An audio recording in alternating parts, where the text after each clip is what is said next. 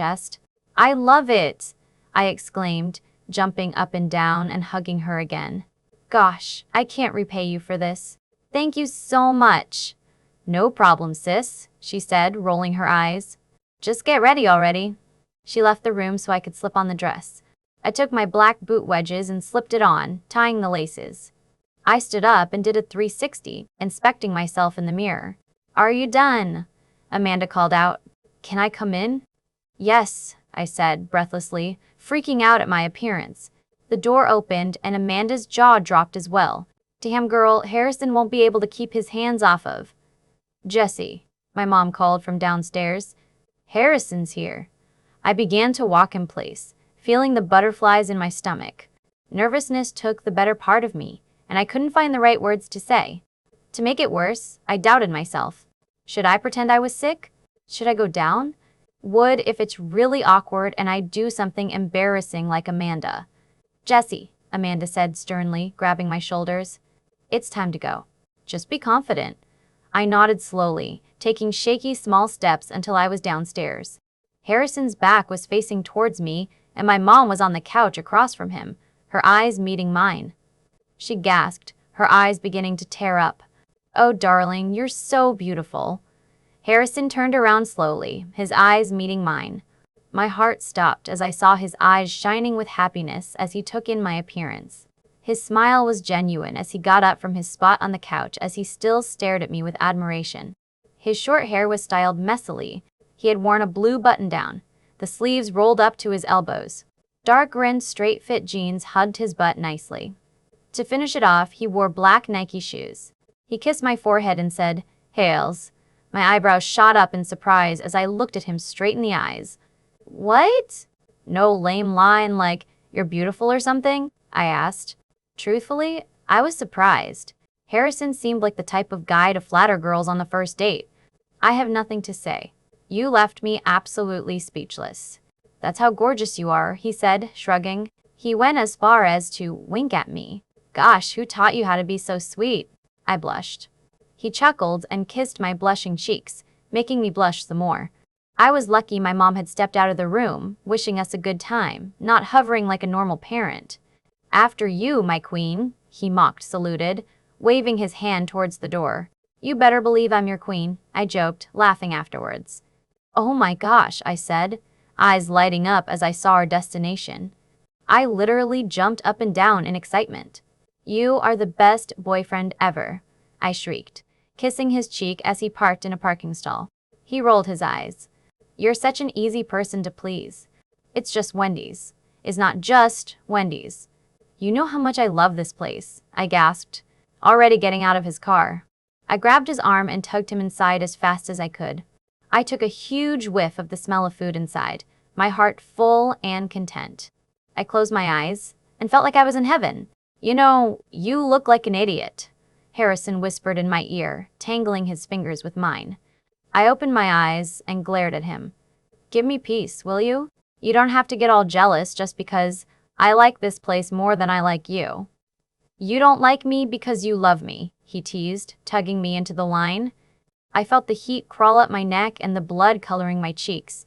To tell you the truth, I did love him. I just didn't admit it yet. So did he. I was afraid that if I said it, he'd run away, and Harrison was someone I didn't want to lose. "Whatever," I said, slapping his shoulder when he started chuckling. "Just get me my regular. The W cheeseburger with fries and wild berry tea," he confirmed, nodding. "You know it," I said, slapping his butt and searching for a table to sit on. 10 minutes later, we began eating and I gulped down all my food. Harrison and I started throwing fries at each other's faces, laughing at the janitor's irritated expression. I know it was cruel, but I swear that they do nothing. They needed to earn what they get, just like everybody else. The W cheeseburger was kind of me and Harrison's thing. Every time we come to Wendy's, we'd eat it, and Harrison would joke that we were the type of couple who have corny traditions. I have to admit, we did have many things that only Harrison and I shared with each other and no one else. I guess it was a boyfriend-girlfriend thing. After we ate, Harrison tugged me to his car, his eyes lighting up with excitement. "What?" I said, confusion clear in my eyes. "You're really that excited to bring me home?" he gasped, feigning hurt. his hand clutching his heart. I can't believe you think this is it. You really think that I'm that cheap of a boyfriend? Kind of. I shrugged and laughed as his eyes widened. I hugged him and pinched his cheek. I'm kidding. I sat in the passenger seat as Harrison closed my door and came to the other side. So, where are you taking me? I asked. It's a surprise. An hour later, Harrison pulled up into a parking lot. My eyes widened as it came into view with nothing but a dirt trail leading to something beyond the trees. There was nothing but a single dim streetlight on. Is this where you kill me? I joke, unbuckling my seatbelt and getting out before Harrison could open the door. You know, you opening your door yourself doesn't make me look like a gentleman. I have a reputation to uphold, you know, he lectured, giving me a serious look. Then he picked me up bridal style, making me squeal and giggle. And, to answer your question, I can't kill you. You need to help me study for the history test first. Otherwise, I'd fail. I gasped and began to laugh as I slapped his shoulder. You're such a dork. He walked on the dirt trail and I secured my arms around his neck, frightened. I've never been here before, so of course, I'd be scared. Relax, Harrison whispered, reassuring me. What confused me was the sound of leaves moving in the distance in rapid motion. And was that the sound of the waves crashing? As we got out into an open space, my jaw dropped open for the millionth time tonight. We were on the beach. It wasn't littered with trash or anything. It was clean with pure white sand. Several dunes were seen here and there. The vast ocean opened in front of me, the waves slapping against the shore, and the light of the moon glittering on the dark water was just so breathtaking.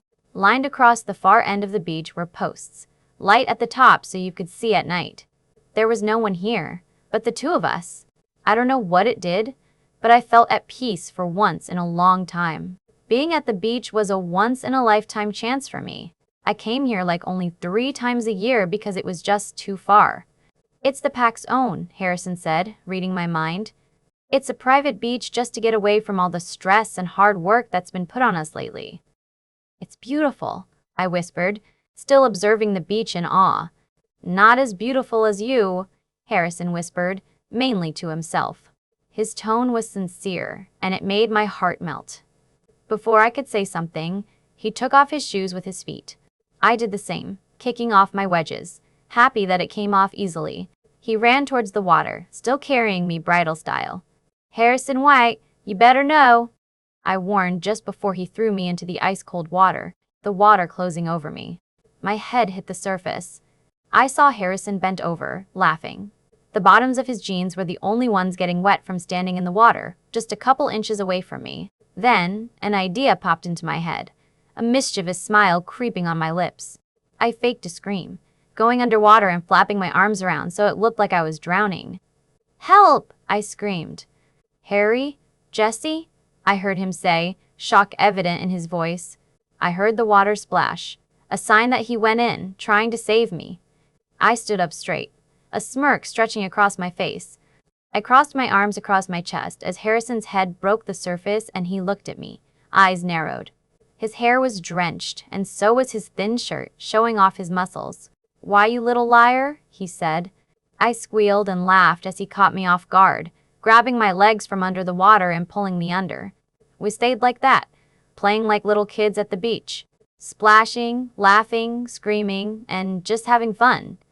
It was something I needed, and I was glad that he took me here. I was sure my lips were already purple, judging from my quivering lips and my shaking body. I got cold fast, and when I was cold, I was freezing cold. I tried to rub my arms up and down my arms, but nothing was working, seeing how I was still in this ice-cold water. Harrison tugged my arm until we reached the shore.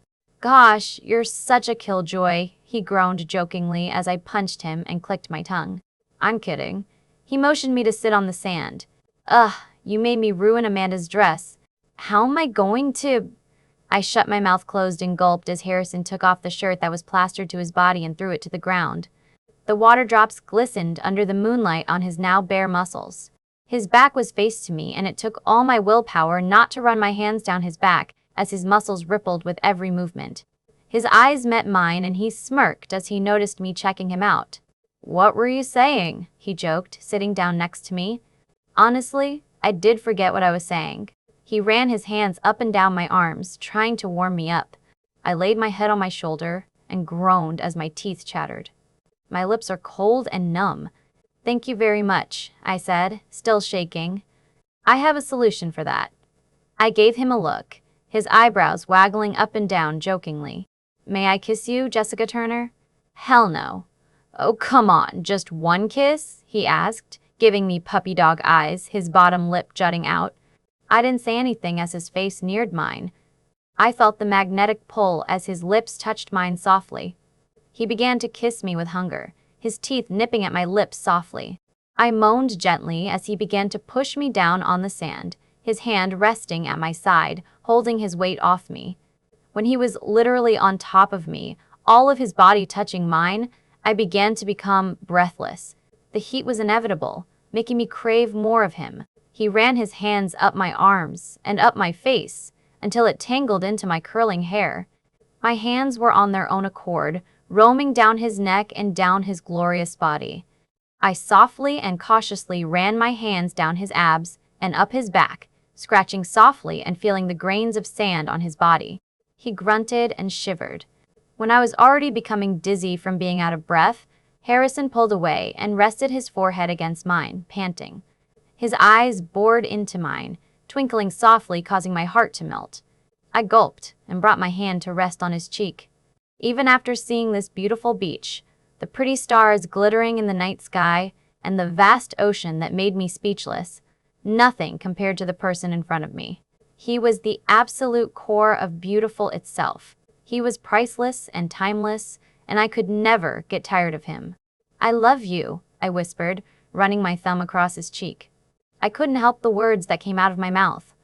I didn't regret it either. I really did love him. I didn't think, I know. His eyes widened in shock as he untangled his hands from my hair. Being a wolf and sensing him, I could tell he was indecisive. He didn't know what to do next. He sat up, getting off me. Harrison scratched the back of his neck nervously before saying, "You know, I'll be right back. I'll just get the towel in the car so you can warm up." I sat up too, a frown making its way on my face. I could feel the tears forming as I watched him walk to the car, his back muscles tense. Wrapping my arms around myself, I scolded myself for being so naive and actually thinking he'd say it back, or thinking that he actually did love me. I was right. He was running away. The echo of a gunshot interrupted my thoughts. My eyes flew open in shock. The scene before me caused my heart to leap out of my chest. I heard a gut-wrenching scream, only to find out that it was my own. My eyes refused to believe what I had just witnessed. Harrison fell to the floor, grunting loudly, and clutched his side where blood gushed out and rolled off his body, coloring the pure white sand. The doctor walked in, rummaging through some papers on his clipboard. I stood up, my heart racing faster as Betty squeezed my hand harder and stood up along with me. The doctor then said with a serious face, "I would like to call on the guests for Harrison White's attention." The whole waiting room seemed to fill with silence as all of us paid close attention to the doctor. The tension in the room rose, and I could feel the nervousness of everyone. Then, what the doctor had said next made us fall to the ground with tears. I just sat there, my mouth wide open. I started shaking vigorously as my world started to spin around me. For some odd reason, I was waiting for the ground to open up and take me whole, to take me from this wretched nightmare. I just couldn't digest the scene that was unfolding before me. It was all too sudden. I felt the bile rise in my throat. I tried to get up, but my legs went numb. My stomach felt like someone had punched it where Harrison had got shot, and it was like I was feeling what Harrison was feeling at the moment. I could feel the silver grazing my raw flesh, burning it slowly. But I was too numb to care. I watched as an elderly couple stumbled out from a trail that led to a beach house. Judging from the tattoo on the guy's shoulder, he was part of the Avalon pack. He held a rifle in both of his hands, his timid wife walking behind him. When her eyes finally landed on Harrison, she let out a screeching gasp and took a trembling step backwards. Her hands shook as she covered her mouth. "Oh my gosh, Henry," she cried, patting her husband's shoulder and motioning to Harrison's body. "It's the Alpha's son." "Oh my God!" Henry said, shocked. Instead of going numb like I did, he rushed over to Harrison and knelt on the ground next to him, dropping his rifle. Annie, call the cops! I watched as Annie ran as fast as she could towards the beach house. Henry then grabbed Harrison's head and said, Listen to me, Sonny. We will get you help. Help is on the way. Harrison groaned and tried to pick his head up, but he let it fall back again. That's when I snapped out of my shock and ran over to Harrison, stumbling over the sand and falling onto my knees next to him. The blood gushed out of his side, and I couldn't help but stare at it. My hands shook excessively as I brought it up to my mouth. I could feel the hot tears rolling of cheek, and then I completely snapped. Harrison, I said, sobbing louder. Harry, H. My voice quavered and my sobbing had overcome my voice. I shook Harrison's shoulders. Harrison, please, don't leave me. Please stay with me. Harrison grunted, and only now I noticed his face pale, the blood draining from his face. He was losing too much blood. I clutched his hand, ripped a piece of my shirt and pressed down on his wound. I heard him groan louder. You may want to calm down, Henry warned. You're hurting him more than he already is. Henry, Annie called. I could hear the sirens down the street. They're coming. Okay, Ann. Can you stand outside and call them over? A few seconds later, 2 police cars and an ambulance came to a screeching halt, their blue and red lights glowing in the dark sky. I let the police officers pull me back and watched helplessly as Harrison was put onto a gurney and set into the ambulance.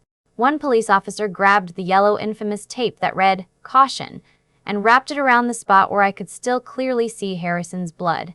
I quickly averted my eyes elsewhere. 2 other police officers were questioning Annie and Henry.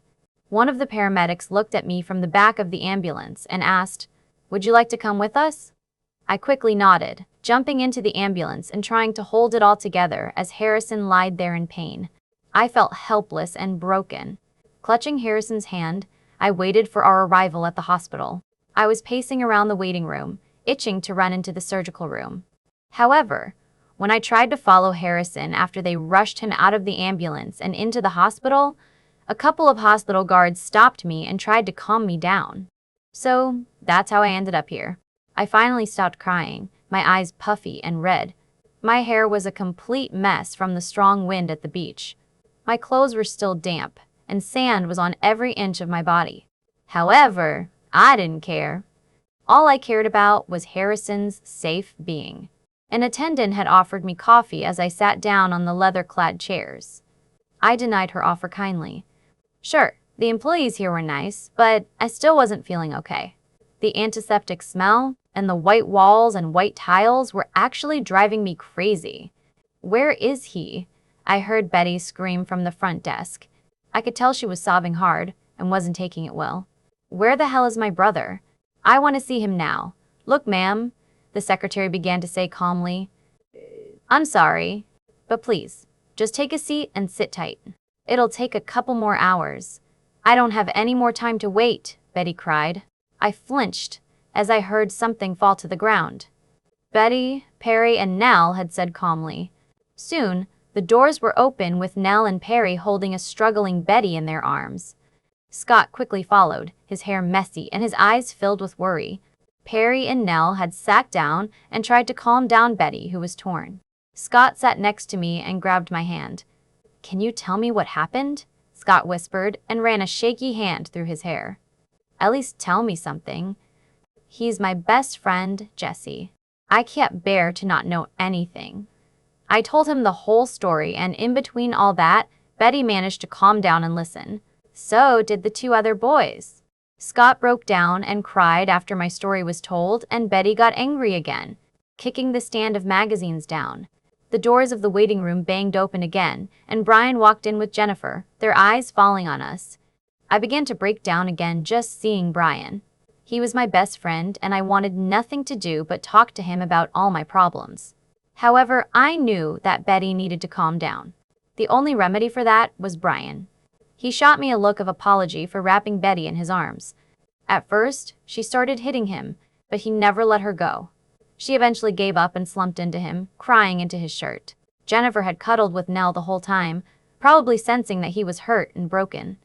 When Perry had told Brian and Jennifer the story, they went into shock. Jennifer stayed with me for an hour. She became my crying shoulder, and eventually moved on to a fidgeting and freaking out Nell. She cried with Nell, feeling his pain. I feel so helpless, Abs, Nell cried, and a single tear fell down his cheek. What do you do when the person who stood up for you all those times you've been picked on in junior high is in pain, and you can't help? Shh, Nell, Jennifer said, rubbing his back in comfort. Everything will be all right. After that, everyone went into complete silence. Obviously, we were all caught up in our thoughts. We were too nervous and anxious that nothing left our mouths anymore. The clock read that it was 3 a.m, and every second it ticked seemed like an hour. That didn't help with my worry at all. Betty sensed my worry and sat next to me, clutching to my hand in silence. I felt thankful for her comfort. She didn't need to say anything but just show me that she'd be there for me. Squeezing her hand, I let her know I'd return the favor. The door opened again. The doctor walked in, rummaging through some papers on his clipboard. I stood up, my heart racing faster as Betty squeezed my hand harder and stood up along with me. Everyone stood up as well. The doctor then said with a serious face, I would like to call on the guests for Harrison White's attention. The whole waiting room seemed to fill with silence as all of us paid close attention to the doctor. The tension in the room rose, and I could feel the nervousness of everyone. Then, what the doctor had said next made us fall to the ground with tears. He looked at all of us straight in the eyes. He then smiled and said, Congratulations. Harrison is fine and has made it through the surgery. You guys can see him in 20 minutes since he's awake. We all erupted into cheers, crying with joy. Harrison was okay. I felt a huge weight being lifted off of my shoulders. I turned to Betty and engulfed her in a big bear hug. She sniffled and laughed. Giving everyone a bear hug, Nell said, If anyone tells him I was crying over him, I will make sure you regret it. We all laughed at him. Brian came to my side and gave me a hug. Congrats, Jessie. Now, remember, he just got out of surgery. Don't torture him with inner core. Brian, shut up. I felt queasy as Brian and Betty walked out of Harrison's room and it was my turn. I didn't know how I was going to encounter him. I didn't know how he was going to react when he first sees me, especially after what happened in the beach when I confessed to him. I immediately flushed at the memory. Taking a deep breath, I turned the knob and walked in. The first thing I saw was Harrison on his bed, the sheets pulled up to his chest. A couple of wires were attached to him here and there. And then my heart skipped a beat as his blue eyes met mine. He smiled softly, patting the bed next to him. I sat down slowly, trying not to hurt him. I didn't know what to say, so I just grabbed his hand in mine and started crying. Babe, please calm down, Harrison said softly. I hate seeing you cry. I'm sorry, I laughed. You just really scared the living crap out of me. Come here, he called. I looked at him with reluctance and motioned down to the side he was shot. Don't worry. He positioned himself so he was sitting and grunted a little and finally opened his arms. Slowly, I crawled into him, letting his smell comfort my nerves and his heat radiate onto me. I took a huge intake of his smell into my nose and hugged him back. You really scared me, I muttered and closed my eyes. Don't ever do that again. Harrison kissed my forehead.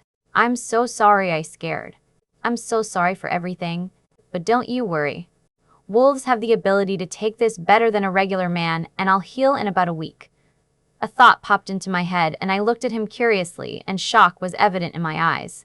Weren't they wondering why you were healing faster than usual? Or why you're not in deep sleep, but actually wide awake? No, the doctors here are aware of werewolves. We live in a werewolf-infested town, he chuckled. Jessie, about what you said at the beach, Harrison said. I tensed in his arms, and he stroked my hair comfortingly. Look, I'm sorry, I began to say. I love you too, Harrison blurted, shutting his mouth after that. I pulled away from him and stared at his eyes, looking for any indication of lying. Instead, all I found was complete honesty and love. I blinked once, too stunned to say anything. What? Was all that came out of my mouth. Harrison said, looking at the space in the middle of my eyes. Man, I have a hard time with these things, he said, getting mad at himself. I tried to stifle in my laughter. I I lobe you. I couldn't help but crack up and laugh so hard that I began snorting. Harrison looked at me seriously and blushed from embarrassment. I pecked his lips and said, "Don't worry, I lobe you too." Things had certainly started to slow down. All the chaos was slowly subsiding. The darkness angel hasn't bothered me in the past 2 weeks. Harrison healed in a matter of days. His incident had actually brought the Crescent and Raven pack closer, and they felt obligated to find the intruder, the person who harmed a wolf in the territory both packs shared. I dismissed patrol duties. I was finally getting enough sleep, but of course, I woke up with a start some nights drenched in sweat and trying to regain my breathing. Harrison slept over some nights due to his overprotectiveness of me. Some nights, Andrew or Amanda would sleep over. When he I felt weak, like I was being babysat, and eventually, I snapped at them. However, they quickly dismissed me with pained expressions. I give it about 3 months before things stopped completely and my life would go back to normal. Sort of. I was still trying to get used to the fact of werewolves, of healers. It was hard to believe that something I thought of a myth, not even less than 4 months ago. To conclude and summarize everything I have learned since then, healers are the highest caste of werewolves. No one knew we were still in existence, though. We had the ability to heal any werewolf, of course. Every healer has a specific way, though. Some would heal with their eyes, their lips, their chanting, and their saliva even. Mine would be my hands. Back to the pack, Nell and Jennifer did not get together. Unfortunately, I thought, since the incident and judging from their scene in the waiting room, that they would. However, it seemed like a battle to Jennifer.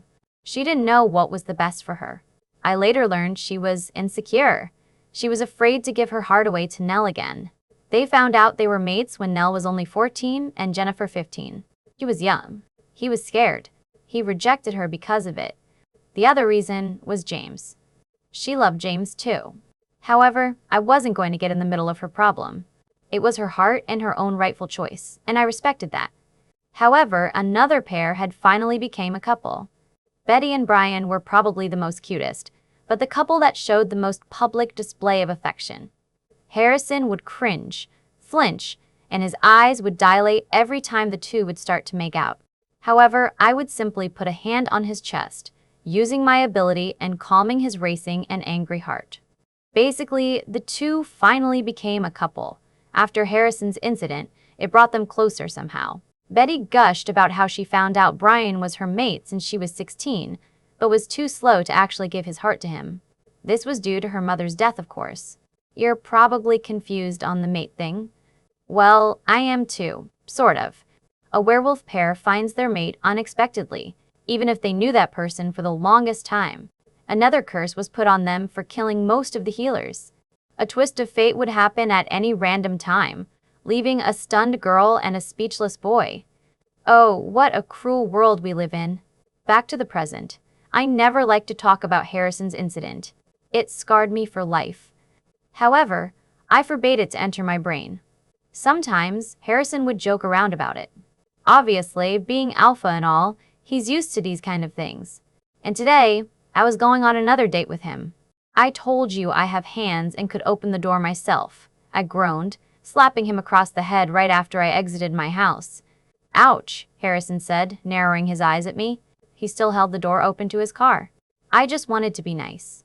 You're so ungrateful, he playfully pouted, turning his head away like he didn't want me to talk to him. This was our usual greeting. I wrapped my arms around his waist, laughing and resting my chin on his chest. When he still refused to look at me, I kissed his neck once, hearing the low growl at the back of his throat. I smiled against his neck and started laughing my real laugh. Yeah, the one with the snorting. Harrison began laughing along with me. I kissed his nose and said, "You can't stay mad at me." He took both of my hands in his and looked down at me. His blue eyes seemed to have more spark than the stars in the sky. He smiled genuinely, resting his forehead on mine. Inhaling my scent, he said, "You look beautiful, Els." I snorted. I just slipped on light dark skinny jeans, a gray knitted oversized long-sleeve sweater, black boots from Steve Madden, and my hair was up in a nice bun with a headband on my head. My makeup was minimum, mascara and eyeliner only. To finish it off, My ears were studded with black pearls and I carried a black clutch. Harrison did say to dress comfortably. "You're the one that looks good," I admitted, biting my lip. I trailed my eyes down his body once and took him all in. He wore a dark gray button-up rolled up to his elbows and straight-fit jeans that hung low on his hips.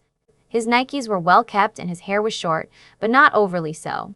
He cut his hair and I found it attractive on him.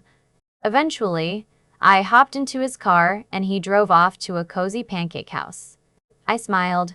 He knew me too well. I loved eating at comfortable places rather than high-class restaurants where you had to sit so straight.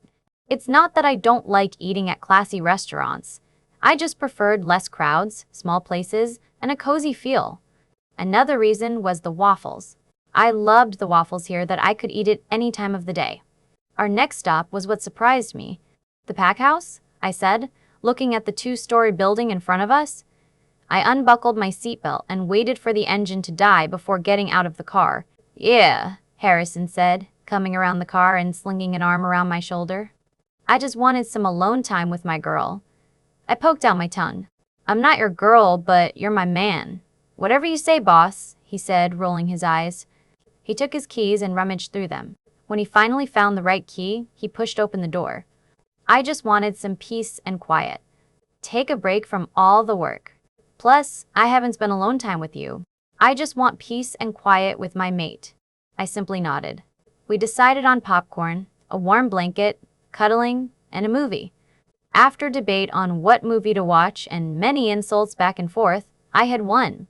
With a grin, I happily skipped to the DVD player under the flat-screen television and pushed Captain America in.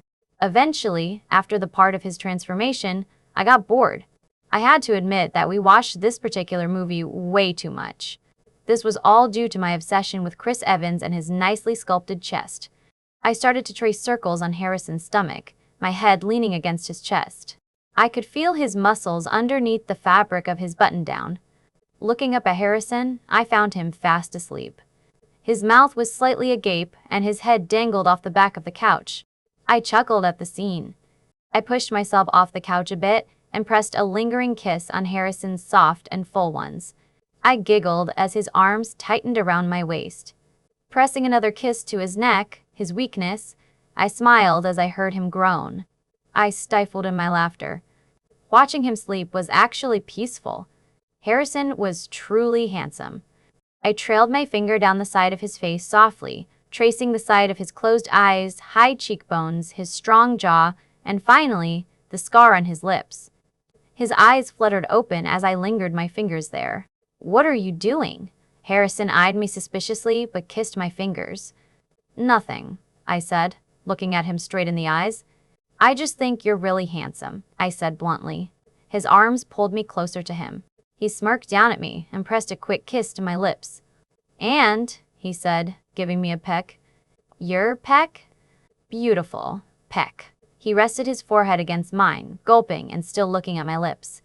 "You're really cheesy," I smiled, brushing my lips against his. I pressed my lips against his in a soft, tender kiss to show just how much I loved him. However, it quickly turned into the ones one of us had to end before we couldn't stop. But this time, none of us stopped. Harrison pulled me on top of him, my legs going on each side of him on the couch. I pressed my chest close to his own, running my hands through his short black hair and locking them behind his neck. He groaned as I tugged at the bottom of his hair. He ran his own hands down the curves of my body painfully, slowly. Somehow, my thick sweater ended on the ground, and all that covered my body from his hands was the thin fabric of my inside shirt. Harrison trailed kisses down my neck and jaw, casually nipping and grazing his teeth here and there. He went as far as to kiss the top of my breasts that were exposed at the top of my shirt. I moaned loudly, clutching him closer to me. I felt him smile against me. While he ran his hands up and down my legs, my hands found its own way to the buttons of his shirt. Slowly, I unbuttoned them until the front was completely open. Harrison returned to my lips, shivering and grunting under my touch as I roamed my hands down the tight skin of his chest and abs. He shrugged off his t-shirt, standing up from the couch. I wrapped my legs around his waist and felt as if I was the only one supposed to be there, like a puzzle piece. When I realized we were in one of the rooms, I felt my heart skipping a beat and kneed in between my legs. I started whimpering, wanting him more than ever. Harrison laid me on the bed, kissing me painfully slow. He took off my inside shirt, massaging my breasts through my bra and moaning loudly against my mouth. He pressed his whole body against mine, keeping his weight off of me at the same time. He left my mouth again, leaving kisses all the way down to my hips, which caused me to buck my hips forward and moan. When he returned to my face, I trailed my hands really low, tracing the edge of his jeans. His hips bucked forward, grinding against my bottom half. He grunted, keeping his firm, strong hands on my hips. Every place he touched me was set on fire. His body was flushed on mine. I shivered with delight under his touch and kisses. He, too, felt the same. I knew, and I was sure now, that I wanted him. I tugged on Harrison's belt buckle. He pulled back, a pained expression on his face, his hands tracing my face softly. "Are you sure?" he whispered in a pained voice, his eyes a steady black. I nodded, and I was sure my eyes held the same darkness. It reflected the same want in